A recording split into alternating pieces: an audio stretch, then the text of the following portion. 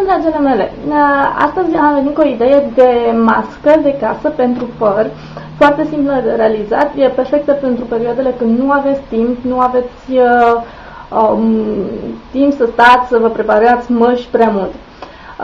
Nu vă trebuie decât un ou și aveți două variante. Puteți să separați gălbenușul și puneți direct gălbenușul pe păr, îl aplicați pe păr, pe un păr ușor umezit înainte de a vă spăla, de preferat.